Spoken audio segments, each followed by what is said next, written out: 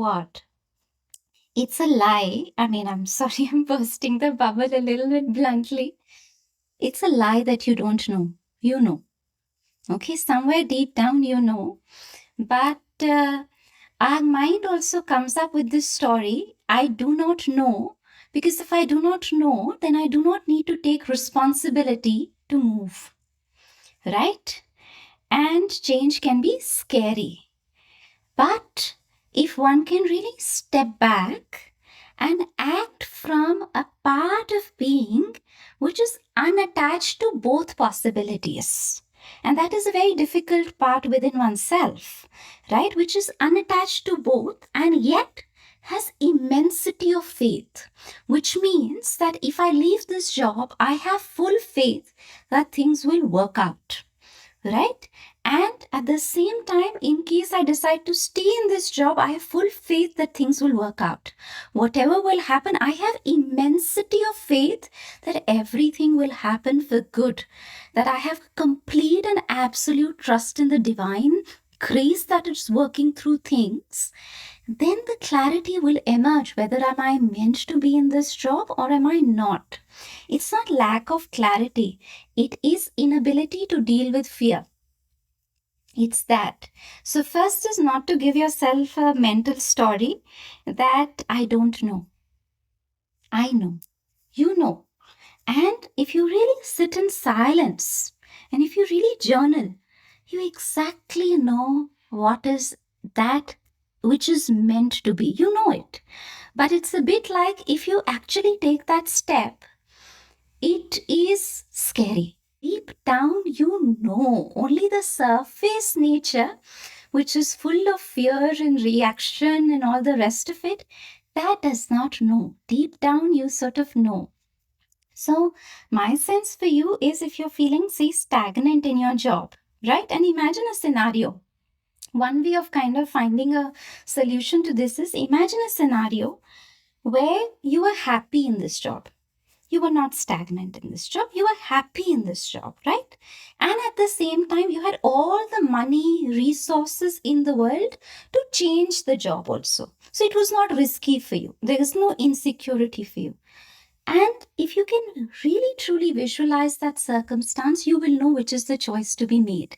If you would still choose, in spite of the fact that you're absolutely progressing and non-stagnant in this job, and still you will choose to move out, that means that is where you're being called to. And what is stopping you is nothing but fear and insecurity and a fear of uncertainty, which is really, really stopping you.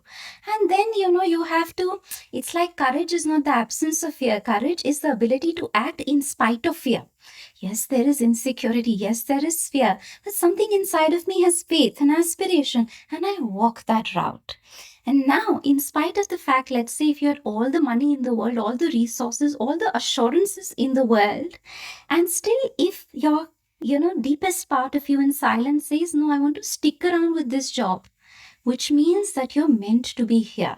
So really, first, this capacity to imagine, it's such a precious capacity, kalpana, creative capacity. Kalp, it means to create, right? Everything that we see physically manifest in our lives, somewhere or the other, we first conceived of it in our imagination. And we often just misutilize our faculty of kalpana. Kalpana is a creative force, right? And how do we use our imagination? By dreaming of the worst possible scenario. And then, it happens in life and then we wonder like, why is I'm going through such a rough patch and difficult time in life? But we can also consciously use our faculty of imagination and visualization by really sit with yourself and journal. If I had all the money, resources, and also if I was progressing in this job. Give you an example. When I was at Oxford, even if somebody told me, you will be inwardly progressing in this setup, you will be outwardly progressing in this setup, all the best people in the world will be surrounding you. And there will be progress after progress. I still didn't want to be there because I felt like my calling had to do something with change of systems itself. And I felt like remaining within the system, I cannot do it. Right? So for me, even if and I did arrive at a point at Oxford itself in the beginning, my vital was reacting and I wasn't having a good time.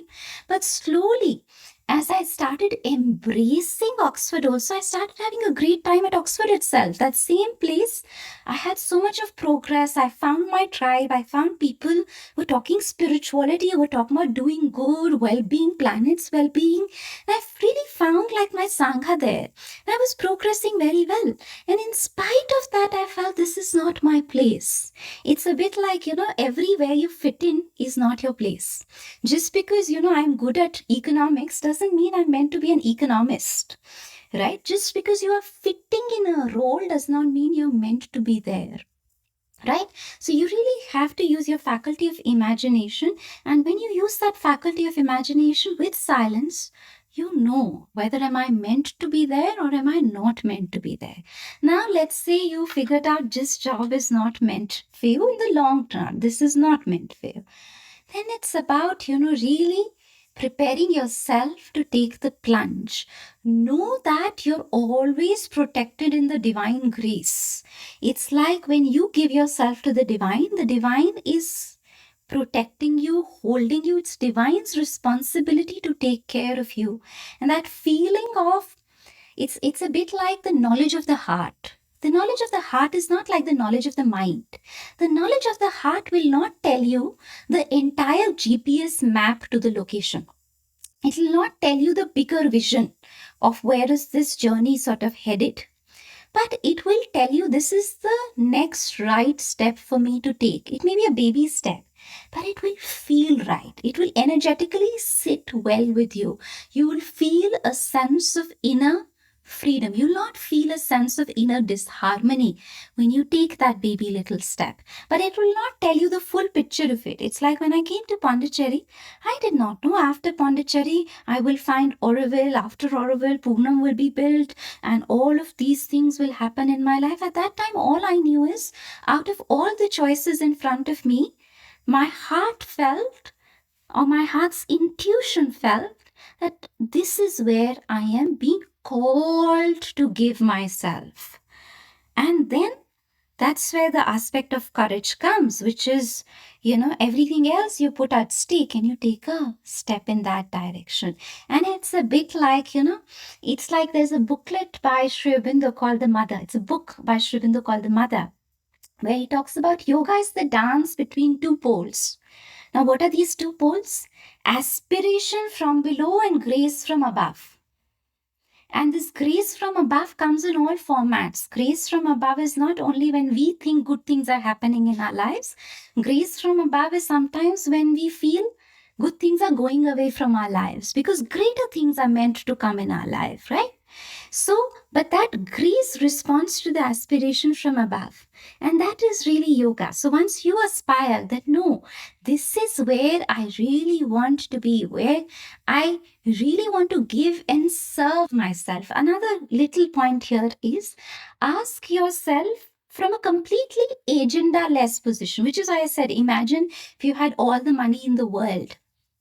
Agenda-less space is if I have such a strong sense of self-esteem and self-image that I want nothing for myself. If I have truly arrived in my inner space where I really don't have any need for even psychological need of appreciation, acknowledgement, if I'm truly at a very content place in my life, truly content, peaceful place in my life where I'm fully at peace, what would I still do? That has the answer to your question. That, if I am completely agenda-less space, when I don't want anything for I, me, myself, nothing. When all that my family wanted is fulfilled, all that my desires are fulfilled, because we think that if there is no agenda or desire, there will be no action. But actually, when you sit in quietude and when you have this sense of contentment, there is still a part of you which wishes to move into action. That will give you its answer. So I know that it's a matter of your feeling a fear of uncertainty. And it's true, the adventure of self-discovery does not come with a seatbelt. And there is no way back. There is really, really no way back. It's like the other day I was watching a short video which said that, now when I'm eating a packet of chips, now I know it has pesticides. And I can't undo that saying, right? Earlier, I could, very well munch like kurkure and all of that, and I would feel, I had a nice time. But now when I'm having it, I know this is plastic, and I know there are, pesticides inside. I know all of this. Now I can't unsee it. It's the same thing with your inner journey also. Now when you will act out of a certain selfishness or a certain self-centeredness or certain need which is about me, myself, one part of you will not even allow you to act, because you're like, no, this is not worth it. And you can't fool yourself for too long. I'll give you one example again here. When I was in Oroville for the first 1 year, the project that I was working on did not work out, right? Then I said, because I had mentally committed, and I told my parents, I told everybody, 1 year, give me. Things work out, I will stay here, otherwise I will leave. 1 year ended, things did not work out, but my heart wanted to stay here. But mentally I felt, no, because things have not worked out, then I have to move. I started applying, and I found like something which looked like a perfect job opportunity. It was a transforming capitalism lab, a job based out of the US. Imagine transforming capitalism. So my dream of, changing systems, everything kind of coming true, and a very good paycheck based out of the US. And I thought all my money needs are also going to be sorted. But inside of me, I still wanted, like, mother, keep me in Oroville. And if I sat in silence, the answer was Oroville. And I realized that I'm giving myself a mental story that that's a very good job because it is transforming capitalism, it is doing good work in the world. And all of that was a story. When I really sat with myself, bare and naked in front of the divine, money, I said, no, you're not doing it for good work or anything. You're going there for money. And the moment I saw the story being ripped apart, because the mental story, if somebody would ask me, I'd say, it's a very nice job, it's an ideal job and all of that. But when I really sat with myself, I said, hello, don't fool yourself. You're doing it for money. And when I saw that I really was doing it for money, I said, no, then I don't want to do it. And it's like we say, we have to be very transparent in our journey. Now, what does it mean to be sincere and transparent? Does it mean that, with every Tom, Dick, and Harry that I meet on my journey, I overshare what is going on in my inner life? No. Transparency is in relationship with the divine. That when I sit with the divine, I am very honest and I'm open and I'm willing to look within without judgment, that there are parts of me which are acting out of fear. There are parts of me which are acting out of greed and desire. And once something else in you has taken birth, very naturally another decision which is happening for a different reason will carry more weight and value for you. So why you do what you do? And then about, if you have to, let's say, take a plunge in terms of changing your job or whatever, right? My always suggestion is you take one step at a time, which means, you commit, let's say, at a part-time volunteering for 2 hours a day or 1 hour a day or 4 hours a week, just to try it out energetically. Otherwise, a lot of us have a lot of mental ideas, right? That if I am in so and so job, everything will be sorted out. Look, if I can be in a dream job and where I am at, and psychologically my mind can take me to a position where I can think of resigning, it's really human nature. It is nothing to do with the circumstances. Like people think if I come to Oroville, everything will be sorted. No, your challenge will increase by 10x. It will not, everything will be sorted. Because a huge part of the human problem is the human nature. It is nothing to do with the circumstance. And we want to evade that problem of human nature by using one or the other proxy. So at some point in time, we have to take responsibility that it is the human nature. And if the answer is in spite of the change of human nature, if I'm feeling called to let go, then you don't have to necessarily take a radical step unless and until from within you're feeling called to take a radical step. Please say, you start something on the side and you make a little commitment. It's like, before this commitment towards Auroville came, which is, I want to give my life to Auroville. Auroville is my life's project. It's my life stream. In the beginning, it was, let me try it out for 2 months. After that, it was like, let me try it out for a year. From there, a time came where it was like, this is my place, this is my home, this is my life's work. From there, the commitment came that, this is my multiple lifetimes work. Every lifetime I have to come here only and I want to work on this project only. It takes time. It's the same thing with dating, no? It's not like on the first date we say, oh, I'm going to marry you. Even if you get a little hint that I'm probably meant to marry this person, you still take it slow.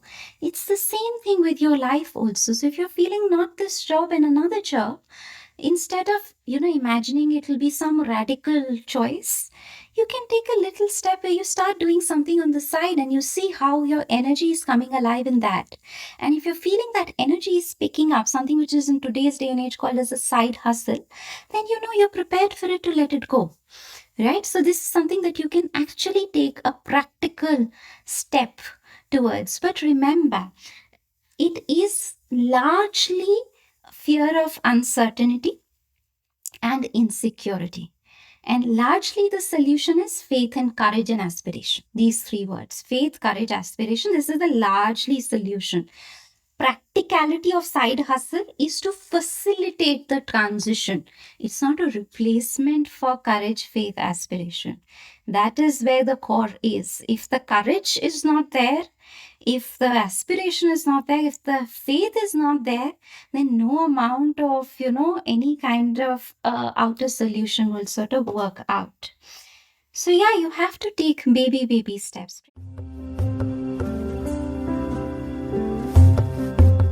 I hope you found the video to be useful. If you would like to continue your journey with us, if you would like to help us support you in your journey, click on the link below and join us for a 2.5-hour signature masterclass called the Awakening Karmayogi Workshop, where we run you through the fundamental stages of awakening to become a Karmayogi, to be peaceful inside and successful outside. We talk about Swabhava, our true nature, and Swadharma, our soul's purpose, which are the building blocks of a life affirming, not a life negating spirituality. So if you found this video to be useful, click on the link below and I shall see you at the workshop.